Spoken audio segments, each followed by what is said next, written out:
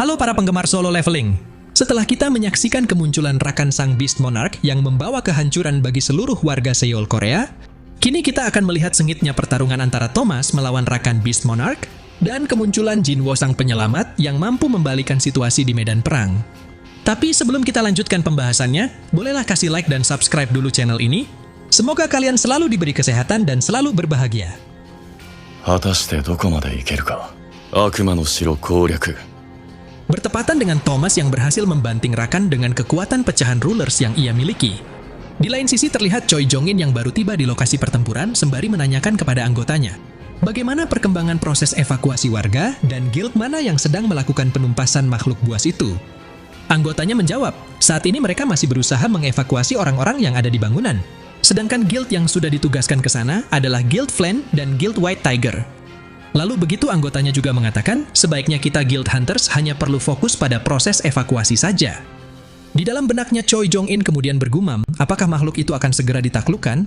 Kini Thomas Andre sang hunter level nasional sedang bertarung melawan makhluk itu. Keberadaan makhluk itu sepertinya jauh lebih buruk dari yang kurasakan saat penyerangan di Pulau Jeju. Sebenarnya monster seperti apa yang sedang dihadapi Thomas? Di sini kita pun dapat melihat Rakan yang jatuh dari udara dan terhempas ke salah satu gedung setelah ia terkena serangan telak dari Thomas.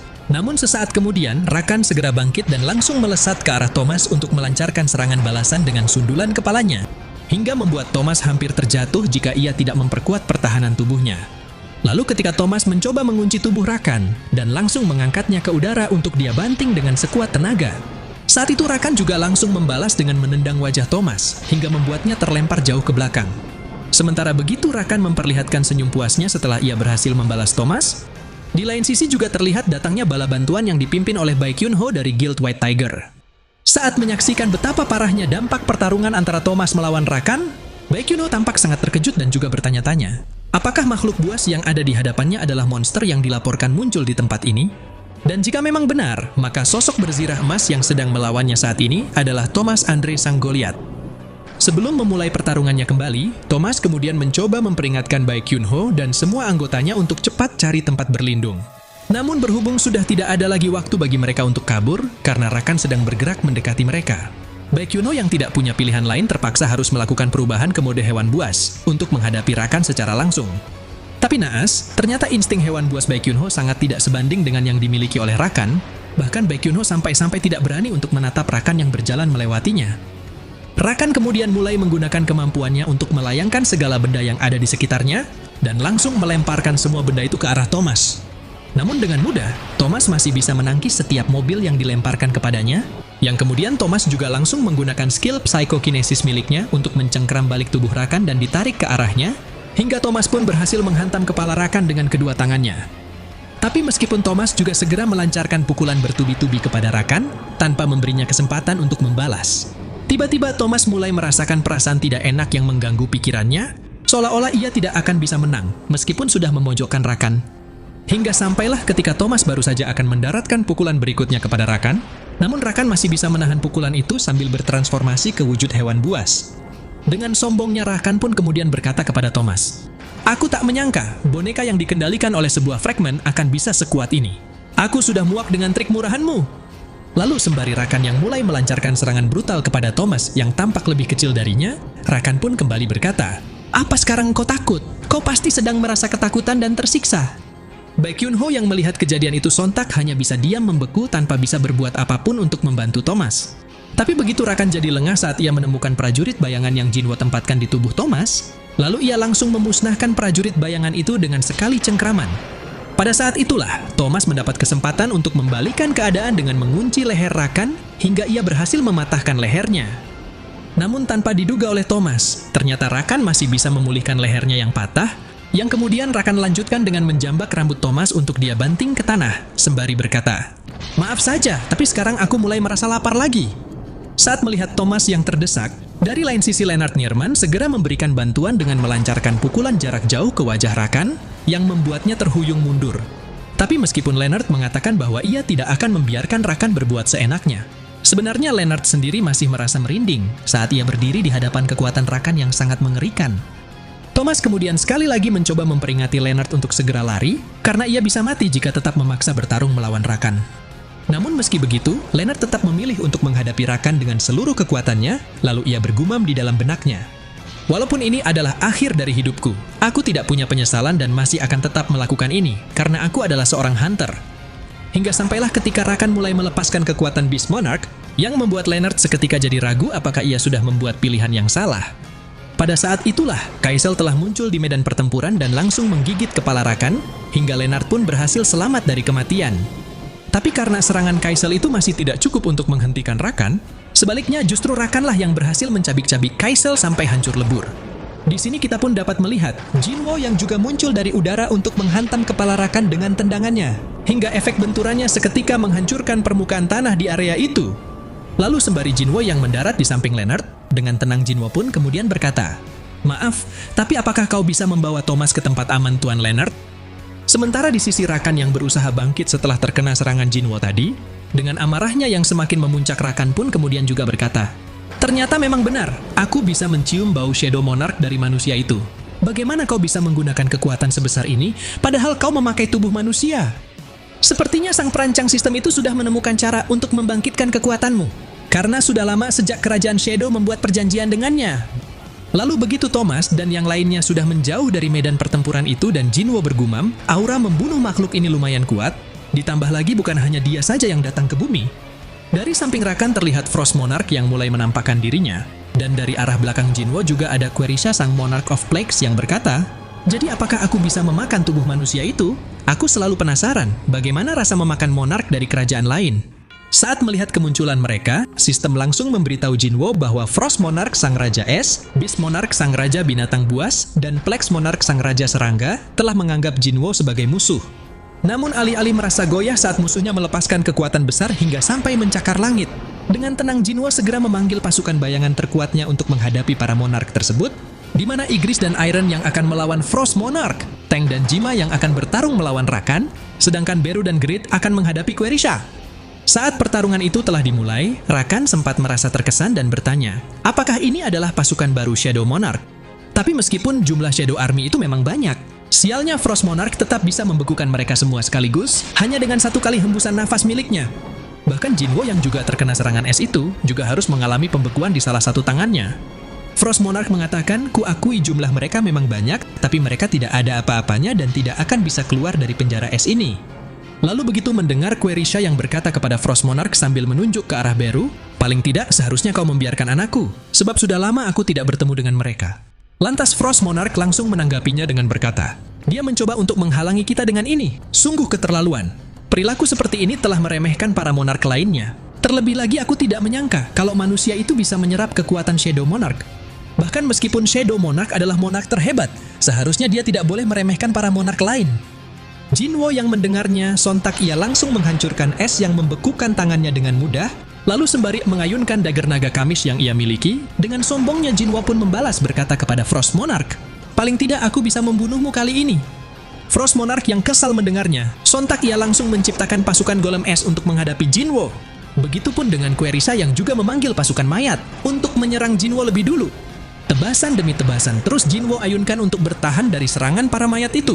Bahkan tidak peduli meskipun golem es Frost Monarch juga ikut menyerang Jinwo secara bersamaan.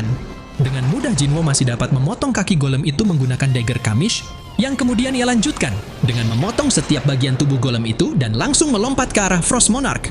Namun sebelum Jinwo sempat melancarkan serangannya kepada Frost Monarch, tiba-tiba Jinwo malah mendapat serangan kejutan dari Rakan yang bergerak dalam kecepatan tinggi saat mereka saling mengadu serangan. Lalu begitu mendengar Rakan yang berkata, "Kau pikir hanya dengan besi rongsokan itu kau bisa melukaiku?" Dengan cepat Jinwo langsung memotong tangan Rakan sembari menjawab, kalau ini hanya besi rongsokan biasa, mungkin memang benar. Namun betapa terkejutnya Jinwo, ternyata Querisha juga ikut menyerang dari udara dengan hantaman tangan berukuran besar, lalu tangan Rakan yang sebelumnya sudah Jinwo potong, kini sudah menyatu kembali. Sampai sejauh ini, para monark itu masih merasa lebih unggul dari Jinwo, karena Jinwo hanya bertarung seorang diri saja. Hingga sampailah ketika Beru berhasil meloloskan dirinya dari penjara es Frost Monarch, dan ia segera melesat ke arah Jinwo untuk memberikan bantuan. Sontak kemunculan Beru itu jadi membuat Frost Monarch cukup terkejut dan berkata, "Padahal semut itu hanyalah seekor bayangan, tapi kenapa dia bisa menembus sihir pengikatku? Bagaimana mungkin manusia itu bisa memiliki prajurit setingkat general? Terlebih lagi satu prajurit bayangan setingkat general itu bisa diibaratkan seperti dewa penghancur." Querisha yang menganggap semua jenis serangga adalah anaknya, sontak ia langsung melancarkan serangan kepada Beru sebagai hukuman, karena Beru adalah anak kurang ajar yang tidak bisa mengenali ibunya sendiri. Namun betapa terkejutnya Querisha. Ternyata Beru mampu memotong sihir tangan Querisha dengan mudah sembari berkata, "Dasar wanita serangga bajingan!"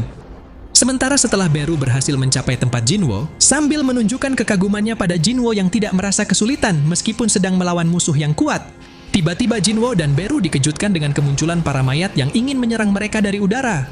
Bahkan meski Beru dan Jinwo sudah bergerak lebih dulu untuk menebas para mayat itu dengan brutal, sialnya Beru dan Jinwo tidak sempat menghindari serangan susulan yang dilancarkan oleh Querisha, hingga membuat bayangan Beru langsung lenyap begitu saja, dan tubuh Jinwo juga harus terhempas ke reruntuhan gedung yang ada di belakangnya. Dalam situasi itu, Frost Monarch langsung saja meluncurkan ratusan serpihan es tajam untuk memberikan serangan susulan kepada Jinwo. Namun tanpa disadari oleh Frost Monarch, di saat dirinya baru saja mengatakan seberapa lama kau bisa bertahan dari serangan bertubi-tubi ini.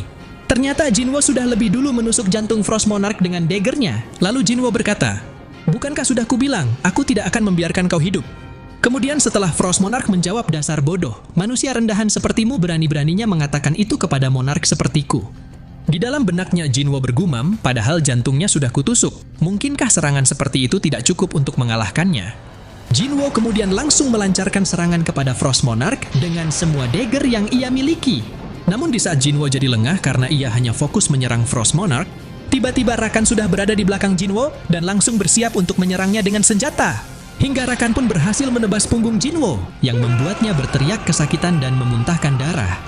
Sementara ketika melihat Beru yang tampak sangat panik dan mengkhawatirkan keadaan Jinwo, saat itu Querisha juga sudah berpindah ke belakang Beru sambil memancarkan aura intimidasi yang sangat kuat saat ia berkata, "Namaku adalah Querisha Sang Monarch of Plagues. Aku adalah ibu dari semua serangga yang ada di alam semesta ini. Jadi walaupun serangga yang tidak tahu terima kasih sepertimu tidak mengenali ibunya, aku tetap akan menyayangimu selayaknya anakku sendiri." Di sini terlihat Beru yang berteriak kesakitan dan memohon kepada Querisha untuk melepaskan cengkramannya. Namun di saat Rakan berpikir bahwa pertarungan ini sudah berakhir sampai di sini saja, pada saat itulah Beru langsung meneriaki prajurit bayangan lain yang masih terkurung di dalam es Frost Monarch. "Apa yang kalian lakukan, dasar bodoh? Cepat bantu raja kita!"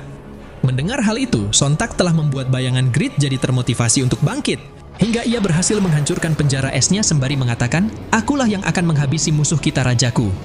Lalu begitu Rakan dan Frost Monarch menunjukkan ekspresi kesal saat mereka mengatakan, makhluk itu pasti adalah seorang petarung yang tangguh pada saat masih hidup, dan sekarang prajurit bayangan tingkat tinggi mulai bermunculan. Ternyata api semangat bertarung yang Beru gaungkan juga telah tersampaikan kepada Igris, Tas, dan Iron, hingga mereka pun berhasil terbebas dari penjara es Frost Monarch. Melihat kejadian itu, Frost Monarch masih menganggap usaha prajurit bayangan Jinwo adalah tindakan yang sia-sia, karena Jinwo sekarang telah mengalami luka yang sangat fatal. Namun tanpa diduga oleh Frost Monarch dan Rakan, tiba-tiba Jinwo malah tersenyum menyeringai, lalu ia langsung memulihkan semua lukanya dengan status efek recovery. Bersamaan dengan itu, kini seluruh dunia juga sedang menyaksikan betapa mengerikannya pertarungan yang terjadi di Korea melalui live streaming. Terlebih lagi setelah Jinwo melepaskan aura kekuatan Shadow Monarch yang ia miliki. Di sisi Leonard yang melihat kejadian itu dari dekat, ia sampai-sampai merasa ada banyak kilatan petir yang mengitari tubuh Jinwo, seolah-olah ia sedang menyaksikan akhir dari dunia ini. Sementara bertepatan dengan Baekhyunho yang juga merasa sulit mempercayai, apakah itu benar-benar Sung Jinwo yang ia kenal? Tapi bagaimana Jinwo bisa menjadi sekuat itu dalam waktu yang singkat? Di sini terlihat Igris dan Iron yang mulai melancarkan serangan mereka kepada Rakan, begitu juga dengan Grid dan Tusk yang langsung menyerang Frost Monarch dengan pukulan dan sihir api. Lalu setelah Beru berhasil meloloskan dirinya dari cengkraman Querisha dengan memotong jari tangannya, pada saat itu juga Jinwo langsung melompat dan bersiap menyerang Querisha sembari berkata, "Pencipta sistem telah memberiku pesan, katanya aku akan mati di tangan Pillar of Flames yang sudah menyangga dunia ini. Tapi meski dia tidak memberitahuku, apakah pilar itu akan roboh atau tidak, akan kupastikan kalianlah yang akan mati di tanganku lebih dulu." Dan alhasil, akhirnya Jinwo berhasil memotong kepala Querisha dengan kedua daggernya, hingga membuat Querisha meraung kesakitan. Nah, jadi inilah keseluruhan cerita dari video Solo Leveling Season 4 episode kali ini. Terima kasih buat teman-teman yang sudah nonton sampai selesai. Kira-kira akan ada keseruan apalagi setelah ini? Tetap nantikan update video lanjutannya hanya di channel Onobe.